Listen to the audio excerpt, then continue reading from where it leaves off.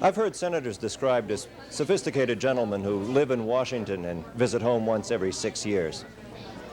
Congressmen, on the other hand, well, they live in Washington. They're probably just as sophisticated. They come home every year and a half or so for some intensive campaigning. The level of government that we find most accessible is our municipal government. Tonight, we're here with the Shaker Heights League of Women Voters for the Candidates' Night Rally. We'll hear from the candidates for our municipal court, our Board of Education, and our City Council. We think you'll find it informative. This year is what's called an off-year election, local issues only, local offices. No senators or congressmen running this year. We'll hear tonight from the candidates for judge for the Shaker Heights Municipal Court. That pays a salary of $38,750 and is for a term of 6 years.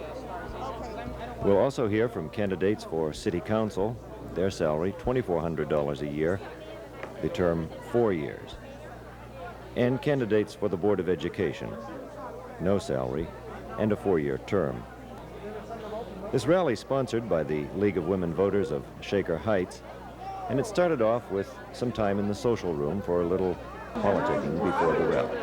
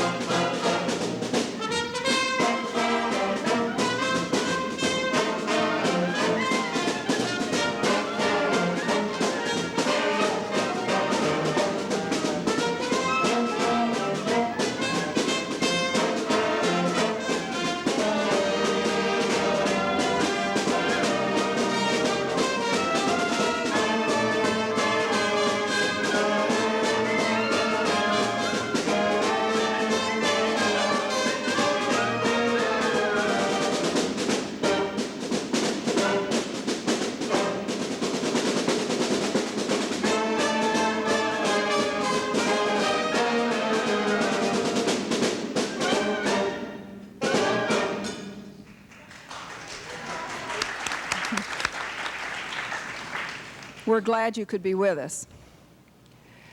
Each year, the League of Women Voters provides an opportunity for voters to see and to hear candidates they are being asked to consider. When the candidates are those involved at the local level, I think their presentation is of particular interest, for it is at the local level that we sense to the greatest extent our own impact on the democratic process. Aiding us in reaching the voters again this year will be the additional coverage that we receive over television. The candidate statements will be taped tonight for later viewing on channels 13 and 27.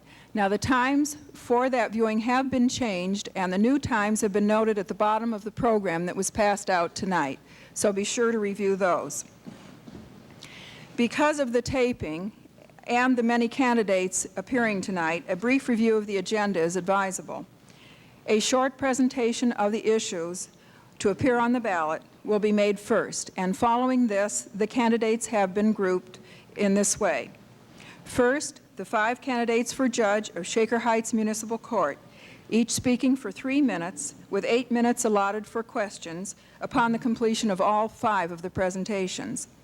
Second, the 8 candidates for City Council, each speaking for 4 minutes, with 15 minutes allotted for questions at the completion of all 8 presentations. And third, the 3 candidates for the Board of Education will give a joint presentation for 5 minutes, followed by 10 minutes allotted for questions of all 3 candidates. And now we will hear from League member Ann Garfinkel, who will summarize the issues to appear on the ballot. Ann? Here she is.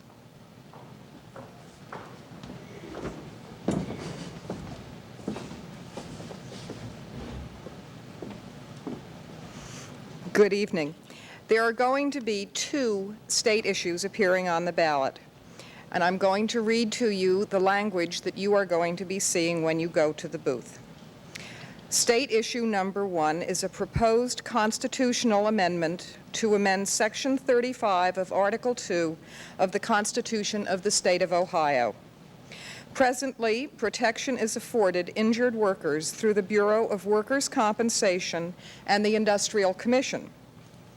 This proposed amendment would change the existing Ohio workers' compensation system by requiring the General Assembly to pass laws also permitting insurance companies to sell workers' compensation coverage in Ohio at rates determined by those insurance companies under the regulation of the Ohio Department of Insurance.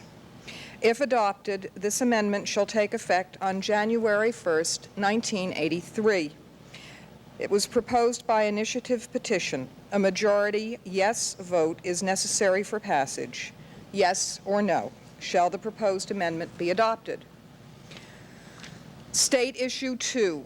Proposed constitutional amendment to amend Section 2 of Article 2 of the Constitution of the State of Ohio and repeal existing Article 11 and adopt a new Article 11 of the Constitution of the State of Ohio. This proposed amendment would, 1, abolish the present methods of establishing General Assembly and congressional districts and create the Commission for Reapportionment and Redistricting. 2, require the governor to divide townships, municipal corporations, federal census tracts, and enumeration districts whose populations exceed 5,000 and make geographic and census data available to the public. 3, allow anyone to submit plans for congressional and General Assembly districts to the Commission. 4, require each district created by a plan to be composed of contiguous territory and bounded by a single, non-intersecting continuous line with no requirement that plans preserve geographic integrity of any existing county or any township, municipal corporation, federal census tract, or enumeration district containing a population in excess of 5,000. 5, require the Commission to determine whether plans submitted meet standards of population equality. 6, require the Commission to adopt from among the qualifying plans for congressional and General Assembly districts those plans that are most compact, unless rejected by unanimous vote of the Commission. This is also proposed by initiative petition. A majority yes vote is required for passage. Yes, no. Shall the proposed amendment be adopted? Thank you. Thank you, Ann. Each candidate will speak for 3 minutes with a warning at 2.5 minutes. We'll begin alphabetically with Paul R. Donaldson. Paul. Thank you, Jean, and welcome to all of you here this evening. For 31 years, I've been working and helping to build Shaker Heights as one of the finest communities in the country, and I hope that I'll get a chance to continue doing that as judge of the Shaker Heights Municipal Court. There are a few problems we have in this country. One of them is that we have more jails and more people in jail than we have ever had in the history of the entire country. And we also have more crime than we've ever had. And I think one of the things to do to stop some of this is to take the young offender, and I can't do much about the juvenile offender up to age 18, but from 18 over we can in the municipal court, and work with them on a one-to-one basis. This is the young first offender, and see if we can't do something like the Big Brother movement working along education grounds, some forms of assistance, whatever we can do to keep that youngster from getting into the system. Then perhaps in a generation from now, we won't have as large a jail population or as many people getting into the system as we do now. We have a problem with housing cases. I think that one of the things I like to see in the court is a referee appointed to handle housing cases who follows them up on a weekly basis, so that if people who are before the court, and these are the worst cases, that when they come before the court, they're followed up consistently, and the work is done. And if it's not done, the case comes right back before the judge for further disposition. It's a terrible thing to have a house on a street not be maintained, and this lowers your property values and everyone else's in that area. And we've got to keep up the maintenance of this city. And this is going to apply to the other areas within this court district. As they grow older, they're going to have the same problems of aged housing that Shaker Heights is facing today. Before Harry pushes the clock over here, I want to advise you that three things that are not on my literature. One is that I was endorsed by the Norman S. Minor Bar Association, which is the largest black bar in Cuyahoga County. I have been endorsed by the Cuyahoga Women's Political Caucus, and I have been endorsed by the Citizens League of Greater Cleveland. One other thing that I would like to establish is a night court for limited people, traffic court. They don't have to lose a day off coming into court. I'm thinking of school teachers who have to give up a day of pay to come in, and we have to hire a substitute teacher. The kids are upset. There's no reason that person couldn't come into a night court to handle their traffic ticket. Thank you.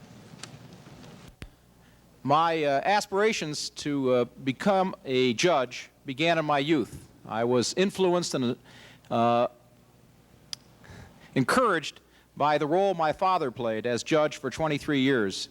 In seeking to further that goal, 19 years ago, I began as a probation officer and followed up that career after graduating from law school by becoming a prosecutor. I've also served in the general practice of law, and for the last 4 years, I've served as a referee down at the Justice Center, a trial referee. And as a trial referee, I've conducted hearings on a daily basis in housing, traffic, small claims, and a wide variety of other legal matters. I believe this experience, the knowledge that I've gathered over my years working directly and indirectly with the court are a great asset in my becoming your next judge. My campaign has been based on trying to meet as many of you as possible. I've done that by knocking on your doors, by standing in front of local shopping centers, and trying to tell as many as possible of my background. My feelings towards the role of the judge is the same as the other candidates. We're all in fear for our personal and property safety. We're all aware of the constant problem that faces us in America today. My attitude towards offenders found guilty before me in the Shaker Heights Municipal Court would be that I would give them the same respect that they gave you in their relationship to how they came in contact with you. By that, what I mean is that if they showed lack of respect for your property, for your personal safety, I think the court should treat them accordingly. One program I have that I'd like to initiate is that of bringing the school children of all ages into the court. The court's been a closed institution for too many years. Mr. Donaldson makes reference for young offenders. I would like to have the school children come in on a regular program and observe the court in session. I like to communicate. I think the children would be impressed with what happens to people who have no respect for the law. And I think a program of that nature would bode well for our future, for our community, and for all of us here tonight. Thank you very much again.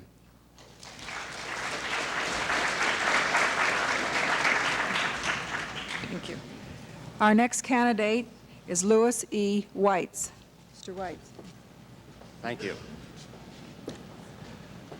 My practice, 42 years, has been an extensive one, covering not only civil but criminal matters, and I've been doing trial work which comprises about 1/3 of my practice. I think one of the things that a judge must have, which is important, is an understanding and an experience in trying matters before he sits on the bench. It is not unusual to anticipate changes with a new judge coming to a court, and there are many, I'm sure, that all of us have in mind. Most of which, though, unfortunately, would have to wait until the judge has an opportunity to acquaint himself with the operation of the court to determine the feasibility of such changes.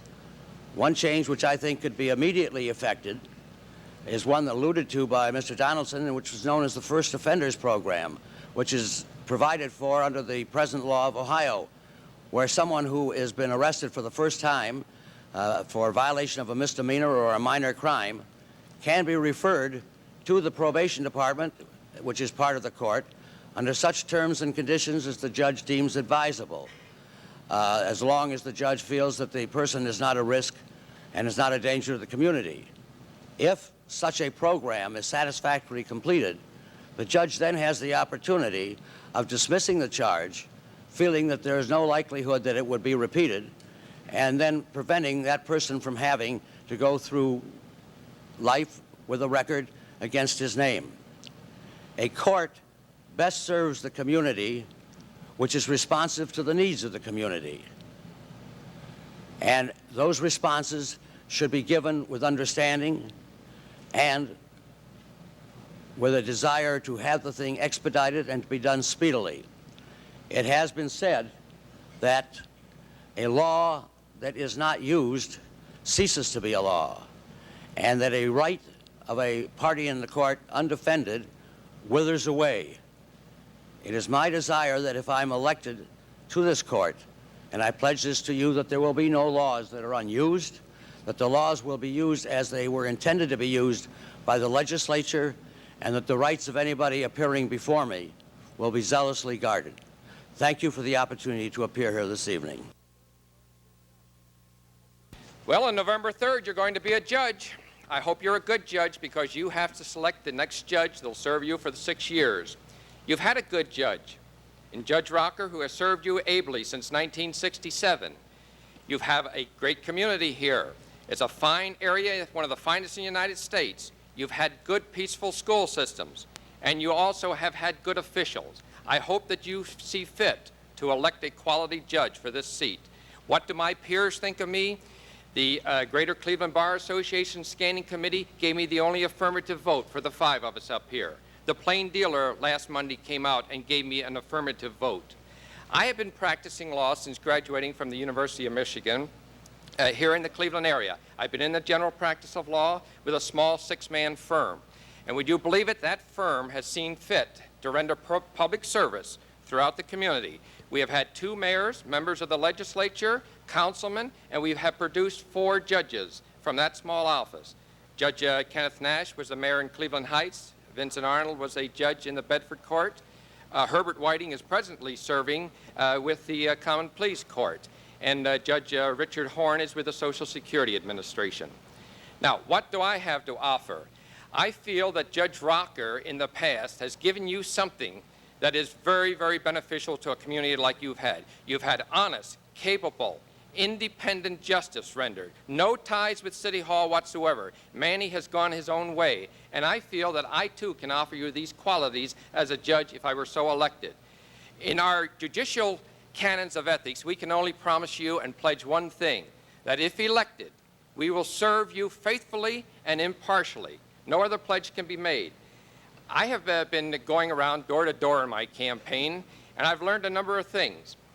First of all, many of your doorbells don't work, and many of your screen doors need repairing.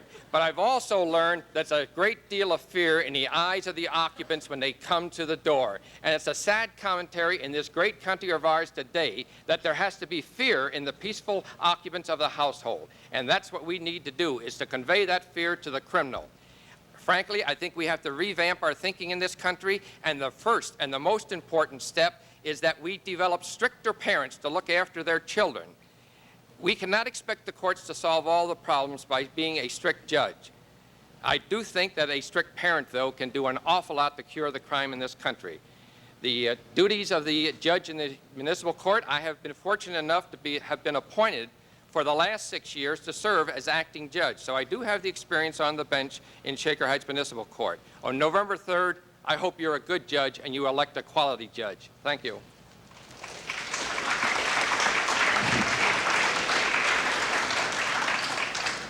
And the final candidate is Robert M. Wurzman. Mr. Wurzman.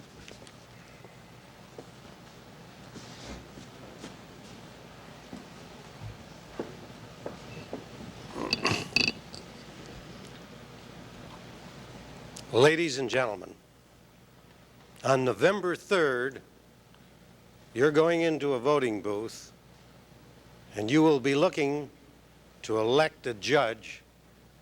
Two things you will be considering.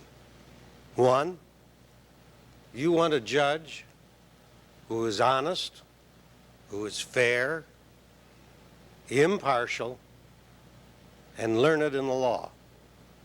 After all, one of these days you may be a party in a case before that judge. Secondly, you will be looking for a judge who will be able to be firm and help to do something about controlling the rapid rise in crime in our communities, a reflection of the growing crime rate all over the United States. Now, you know, I'm very bashful and I don't like to talk about how good I am, but I would, if I may, like to tell you what the Citizens League had to say about me. This is the words of the Citizens League, not my wife or myself. He manifests a keen intellect and a fair, impartial demeanor, and has the legal comprehension and the wide experience to serve well as municipal judge, well qualified. I believe they came to that conclusion because I have three qualities which I think are outstanding. One, I'm experienced. I've acted as an arbitrator for panels, as chairman of panels of arbitrators for the Common Pleas Court for 10 years. A long time ago, I know, but nevertheless, evidence of my ability, I rose from a private to being acting, the air judge advocate for one of our theaters of operation in World War II. I believe a second quality that's important to you is that I have understanding of people. I've been a vice president of Schnurman House, Housing for the Aged. I'm a trustee for Schnurman Foundation, and I've served on the boards of other social service activities. And this is important because I've gotten to know the problems, not only of the aged, but of the ordinary citizen who has to deal with a complex situation and a complex civilization.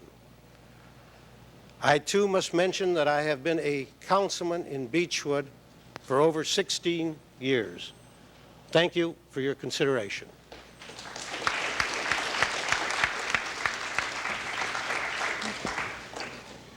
Thank you all. That brings up the point that maybe we should clarify that the Shaker Heights Municipal Court covers Shaker Heights, University Heights, Pepper Pike, Beechwood, and Hunting Valley.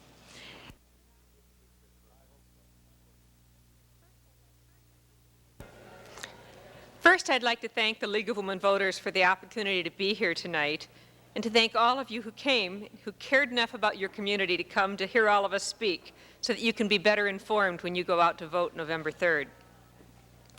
At a time when 3 experienced members of Shaker Heights City Council are vacating their seats, I believe that I can offer the community a broad background and the experience in community service to deal with the issues facing the city in the near future. To the issue of maintaining the services and the character of Shaker Heights in these inflationary times, I bring experience from my service on the Citizens Review Committee, where I served on the Public Service Budget Subcommittee. And I can bring business methods from my NBA studies. To the issue of the Chagrin-Lee-Avalon area and its revitalization, I bring experience from my participation in the Chagrin-Lee Avalon Task Force and my involvement in the area as a member of the Board of Trustees of the Shaker Heights Public Library. The Library Board, along with City Council and the Board of Education, have been involved in a new plan, a proposal for new development at the northwest quadrant of Chagrin and Lee. This proposal will be on the ballot in the spring and would ease the safety problem there for the children of Moreland School as a new addition would go on to the public library. The bus barns would be removed to empty car dealers on Chagrin Boulevard, and parking would be increased and visibility would be increased for the drivers there. We hope that the new plans would be an impetus for revitalization of the commercial area there. I have also served as the chairman for the Shaker Heights League of Women Voters portfolio on community planning. To the issue of increasing tax base through new development, I bring judgment gained as a member of a Planning and Zoning Commission in Northbrook, Illinois. The options recently uncovered for the city for development, including the air rights over Van Aken, the proposed condominiums for Warrensville Center, and the proposed condominiums along the Shaker Boulevard Center Strip, offer exciting potential, but they must be carefully weighed with regard to impact not only on the tax base, but also on services, environment, traffic, and the surrounding neighborhoods. I would bring to Council a broad background of community service, a demonstrated interest in the community. I have demonstrated a willingness to devote the time and the energy necessary to do the job. Through my library board experience here in Shaker, and through my Planning and Zoning Commission experience and my Board of Education experience in Northbrook, Illinois, I have learned to be available and to listen to members of the community and to consider their concerns and their input. I have learned to participate in group decisions while maintaining my integrity. Please consider the experience I have to offer the city when you cast your votes on November 3rd. Thank you.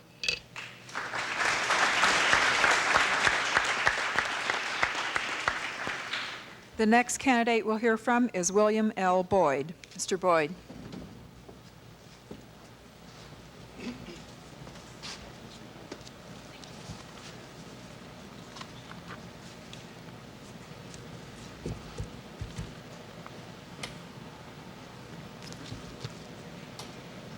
Good evening, Shaker Heights taxpayers. Thank you for being interested in tuning into our capabilities tonight. I see lots of familiar faces, not just friends and neighbors, but many others with whom I have spoken on your doorsteps. As I brought my fact sheet with its 31 issues and action proposals around to your homes, seeking your additional concerns these past weeks. Special thanks to all of you who paused in your busy lives long enough to trade ideas with me. Oh yes, right now, I would like to take this opportunity to thank every homeowner in Shaker Heights for letting me walk across your lawns and leap over your hedges. Not a single person objected. Isn't that something? And you do have the world's finest collection of lawns and landscaping. Congratulations on their beauty and fine condition. Thank you for your temporary rites of passage. I promise not to tramp your grass again for 4 years. Well, maybe 2. You already know I believe in Shaker Heights. I grew up here. All my early schooling was here, topped off by physics professor Wayne French's mental stimulations. Is Wayne here tonight? He usually is. My grandfather worked with and my father worked for the Van Swearingen brothers over many years.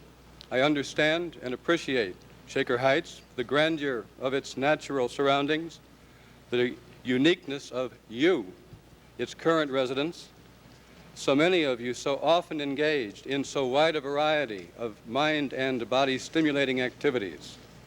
As we enjoy our days of living in this prestigious community, let's also be careful to keep its goodness intact for future Shaker folks. I see from the League's Voters Guide here that, lo and behold, I am the elder statesman among your choices for counsel. That means you have a right to expect of me greater maturity of judgment and ability to consider all aspects of any issue in depth and then voting, for instance, against building clustered mini-mansions costing a minimum of $250,000 each in Byron's Gulch. Why vote no? Lots of reasons. Drainage, vehicle access and traffic, noise, spaces too narrow. But the prime reason is that green space preservation is far, far more vital to Shaker Heights than the minuscule amount of tax revenues condos could there generate. Frankly, I think we could retire 2 staffers over at City Hall, leave the Byron land alone, and come out even. Seriously. The second reason is my businessman's analysis that there is no market here currently for such condominium units at such prices without a swimming pool, tennis courts, and other amenities expected by such buyers. These aren't just my ideas, by the way. They've come from dozens of you out there. I've just borrowed them for a while, hopefully passing them on to other receptive minds. So,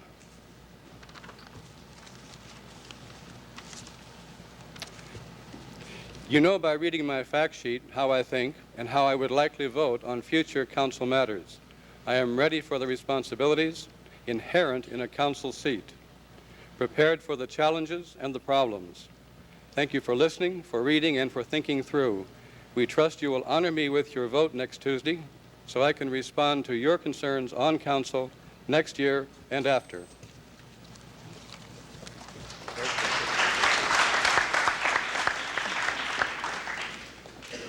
Our next candidate is Dave Davison. Mr. Davison.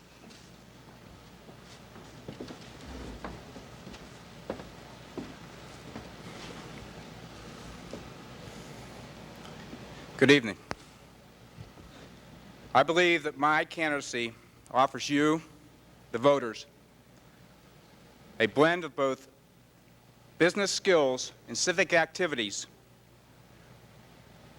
that will lead towards the tackling of the array of civic problems and economic challenges that we will face as a city of Shaker Heights in the 1980s. My background is one of 18 years with major corporations, the past 7 with Republic Steel. As a member of Republic's management team, I've been responsible for the management of people. I've been responsible for the planning and administrative planning goals of a purchasing department within Republic Steel. I have been responsible for making decisions, timely decisions, so Republic Steel can meet its goals and commitments. I wish to be able to take these attributes to the City Council. My civic activities stem from being a founder of the Fernway Community Association and twice elected its president. As a founder of the association, I was charged with the goals of developing and implementing those goals for the association. As its president, I was charged with the goals to interface between the city and the members of the association by attending on a regular basis City Council, planning and zoning, planning workshop, recreation, and other city meetings.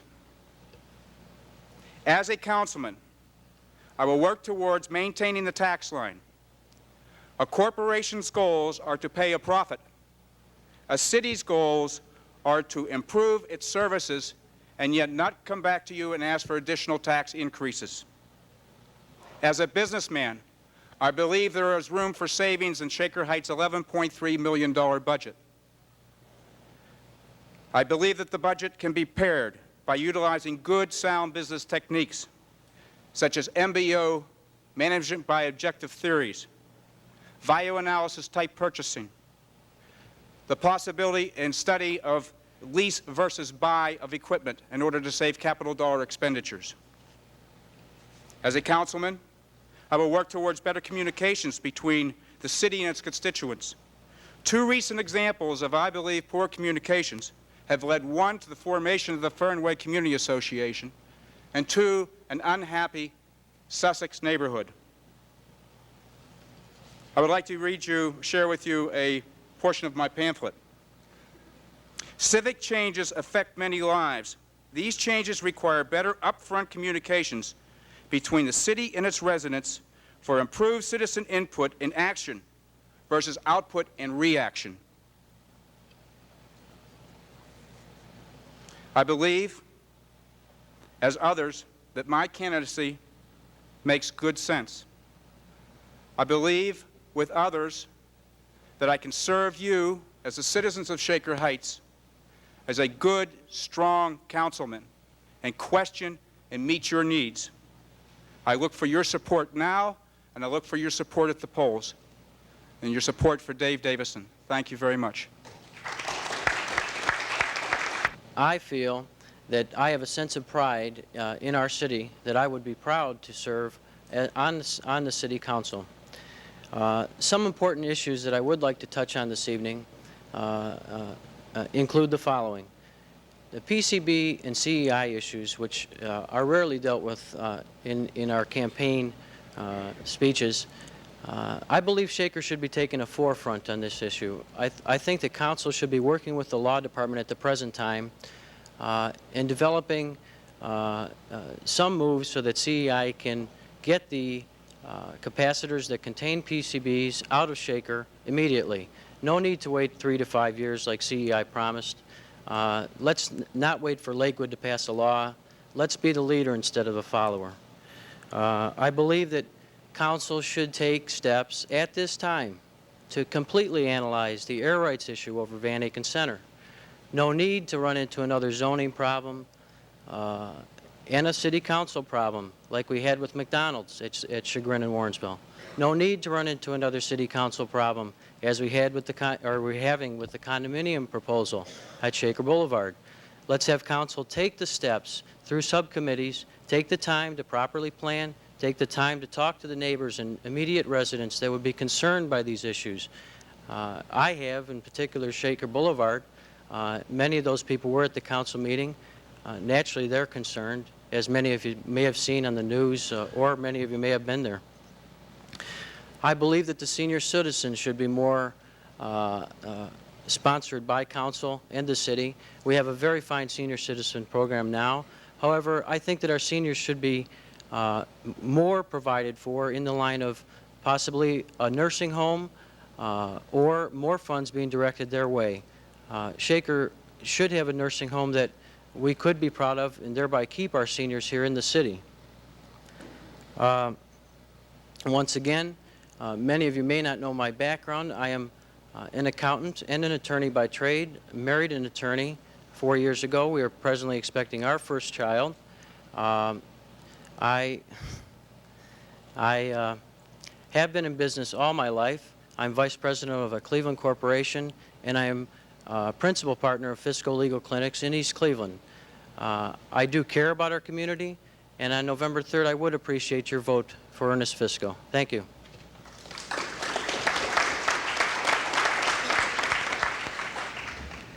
The next candidate is Ken Gontner. Mr. Gontner. Thank you, Mrs. Gady, the League of Women Voters, ladies and gentlemen. Recently, many friends have asked me, Ken, why have you placed yourself as a candidate for consul? When I told my wife, she said, oh my God, why? Here's why. After all, Shaker Heights is my home. I like Shaker Heights. I feel good about Shaker Heights. I have lived in this area most of my life. I believe everyone has a civic responsibility to the community in which they live. As a member of council, this will be my way of serving the community. As you listen to each candidate, basically we will be touching on the same issues, telling you of our business, civic, and political experience. However, I invite your attention to the number of years I have spent in political office. With no incumbent seeking re-election, I feel this experience is necessary to the continuity of the good government that we have become accustomed to in Shaker Heights. In my years of experience, I have not seen one operation in government that does not lend itself to sound business practices, nor have I seen any problems that cannot be overcome in government as they are in business. My commitment to the residents of Shaker Heights in these times of citizen concern for the tax dollar is to monitor all budget expenditures with constraints. To achieve this, I will, as a member of council, strive to keep our present tax rate and to accomplish an even better return for each tax dollar spent. I commit myself to the following: spending public funds prudently, a bi-yearly evaluation of the city's budget, continued improvement of city services by maximizing existing revenue sources, more citizen involvement in the future planning of our community, aiding our senior adults in all facets of their lives, the preservation of open green space areas, bringing more business into the community to alleviate the tax burden of the resident. There are many other issues I am committed to, but time does not permit enumerating all of them. With this in mind, and based on my business, management, and political experience, I have an awareness of Shaker's needs and the administrative know-how to accomplish them. We can look back at the past, where we are now, what we have accomplished, our failures, and from this we can plan for the future. Please keep in mind, being retired, I have no other commitments. I will devote a full-time effort to your needs. I can and will serve you 100%. As Shaker residents, we face some hard choices. One choice is easy: Ken Gautner for Shaker Council. Thank you.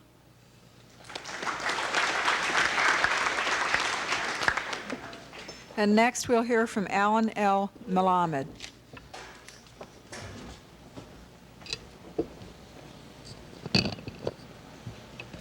Thank you. We in Shaker Heights face a very important election this year. There are no incumbents running, and as a result, at the start of January, we will have 3 brand new members of council. Of the current four members of council who are not seeking election this year, 2 of them have only served for 2 years. So some of the continuity that we have had on Shaker Council in the past is not present today. As a result, it is extremely important that we select individuals who can quickly learn the workings of council and involve themselves in the issues and challenges which our community faces in the coming years. I've long been involved in government and community and political activities, and those things are outlined on the materials we've passed out. But there are a number of challenges which we face in these coming years, and the most serious among them is the challenge of adequate government financing. This is particularly a problem today as we see shrinking state and federal dollars, and we face the continuing inflationary spiral that each of us experiences personally, and that, of course, government experiences as well. I think there are 3 areas which we must aggressively move in if we are to meet this challenge. First, I believe that we must look for alternative sources of income for our community. The school board has done an excellent job over the years in bringing government and private grants to the school system. I think the city can learn from that experience, and we have an excellent product here. We have a tremendous community, and I think we can greatly increase the amount of private and governmental funds that we can bring in through the grant sources. We also need to expand our tax base. And it's a serious problem in a community like ours to do that. We are a well-developed community, but there are projects that I think we can look to. And the most exciting one that I see is the development over the air rights at Van Aken. There are some serious problems that have to be first addressed, but I think we can do that. And finally, I think we have to look to bring increased efficiency to government. And Shaker has always been at the forefront of that, and I think we can continue to be so. We've just signed a contract with the city of Cleveland Heights to bring automatic response time, fire response time. And what we intend to do is have a joint dispatching headquarters so that we'll achieve increased efficiency and we'll achieve quicker response time for the residents at the northern end of Shaker, because they will be, if there's a fire in that area, whatever unit is closer, whether it's Cleveland Heights or Shaker Heights, will respond.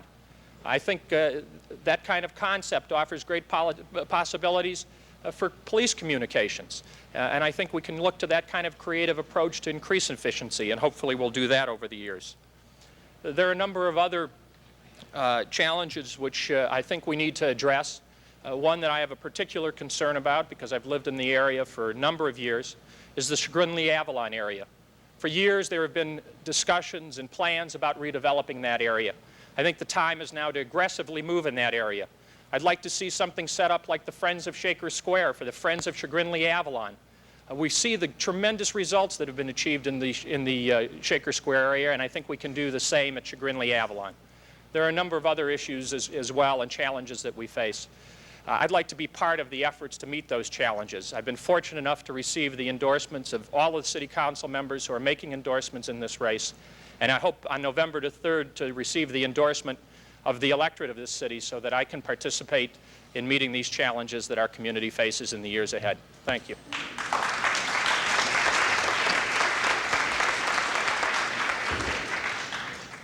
And now we'll hear from Robert G. Miller. Mr. Miller.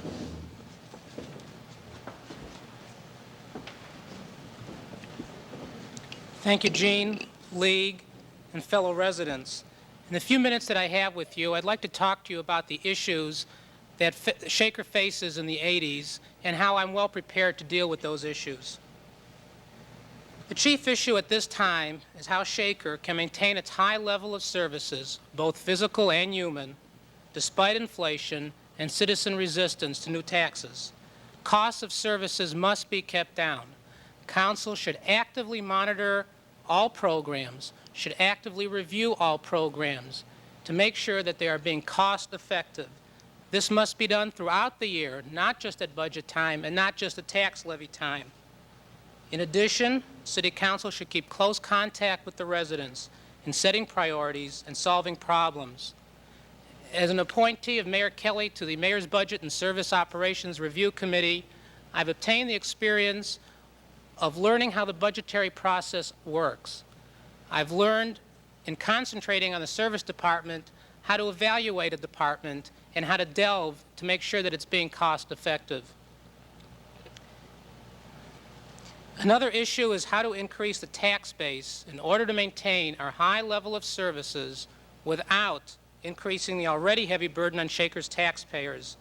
There are only a few areas of Shaker Heights that can be developed, but if done right, can add lots of money, lots of revenue to the city, to the city and the school district.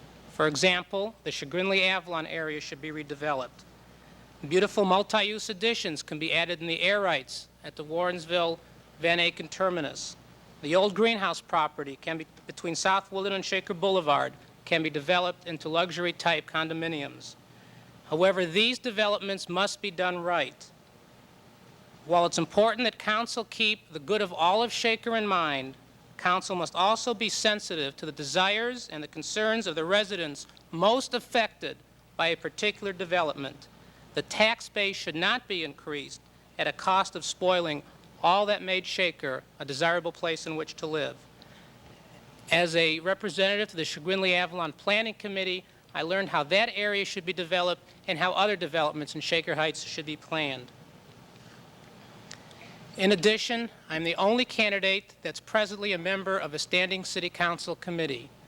I was appointed by Mayor Kelly at the request of Councilperson Lil Janis to be a member of the Building Department and Inspections Committee. As a member of that committee, I helped write legislation, draft legislation, worked on legislation, and worked with other council persons in passing legislation.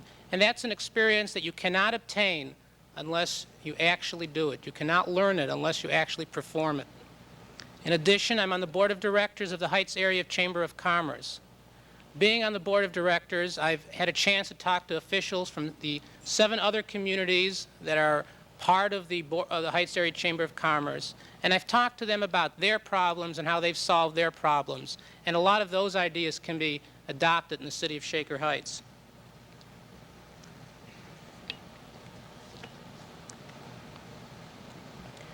I've been going door to door throughout this community. I've visited approximately 5,000 houses up to this point.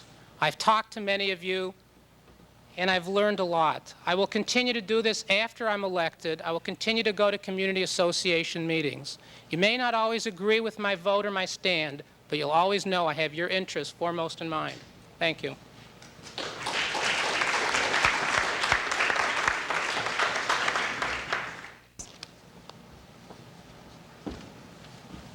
Thank you, Jean. Jean made this easy for me. She said quite a bit of what I had on my mind as a part of the introduction. And we would appreciate your vote as an indication of your interest in the Shaker schools. And we would also like to ask you to do two things. And one is that we would appreciate your thoughts on what you think are the strengths of the Shaker schools. And two, we would like to know what you believe would make the schools even stronger. The three of us who are running for the school board believe the schools have done an excellent job. But we also know that what is an excellent job today may not be what's required for tomorrow. We live in a very rapidly changing environment. Our children will be living in a world which is quite different from what we know today. And the schools must prepare them for this world. To Kathy, Willie, and me, this means that each individual student must be given the incentive and the opportunity to develop his own maximum capabilities. There's almost no one who can do all things well. So the standard or the challenge to the individual must be set so that that individual can achieve success in some particular area. And perhaps it's also a worthwhile lesson to not only learn what one can do well, but to learn respect for others and for what they can do better than we can do ourselves. Now, we believe that the basics of education have been and will continue to be vitally important. But we need to know how the basics relate to our rapidly changing environment. Now, it may be, as it's been stated in the Sussex Scholar, which is the publication of the Sussex Elementary School, and I quote, "The ultimate test of an individual's educational competence in the world of tomorrow will be his or her ability to create and communicate ideas effectively. So it is essential that the educational goals for today center around effective communication." And the article goes on to say, emphasis is placed on effective writing, reading, speaking, and listening skills. Now, to continue a record of success, we do have to give attention to controlling cost. But our main emphasis should be on producing quality in the result.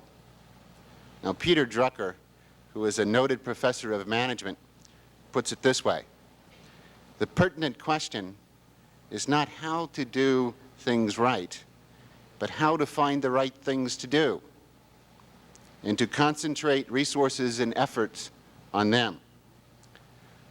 To do this, we must communicate. We must know what is really needed. And we must also make known what is valuable, what is available, and what will be available in the schools.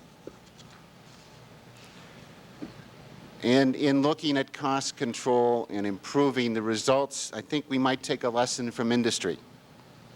The auto industry, the steel industry, and many other industries have learned that using and obtaining the best ideas of the workers can produce incredible gains in productivity and quality improvement.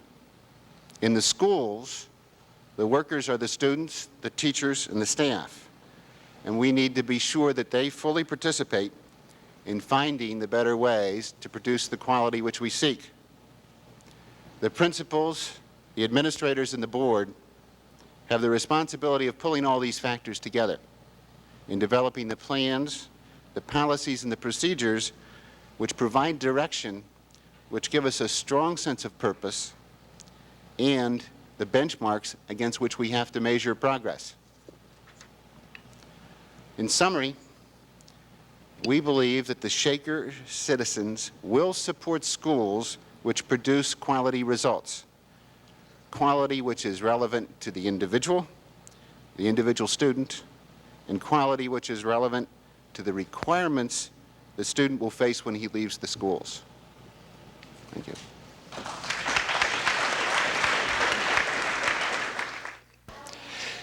And that's Candidates Night Rally. I'm sitting here with Judy Lilly, who is the chairperson of the Candidates Night Rally and past co-president of the Shaker Heights League of Women Voters. Judy, how do you feel that it went tonight? I think it went very well. We were very pleased that so many citizens were able to attend, and we were very pleased that the candidates were willing to come and participate. How are the Shaker voters as far as percentages and turnout and that sort of thing? We have a fairly high percentage of turnout in local elections and in national elections. Shaker citizens are fairly well informed, and they're eager to know the things that are going on in local elections and in national affairs. Well, thank you very much. We've really enjoyed covering this League of Women Voters function tonight, and we hope that you'll continue to do this, and we hope we can continue to broadcast them.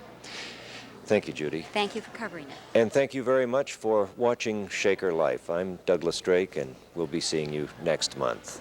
Thanks again for watching.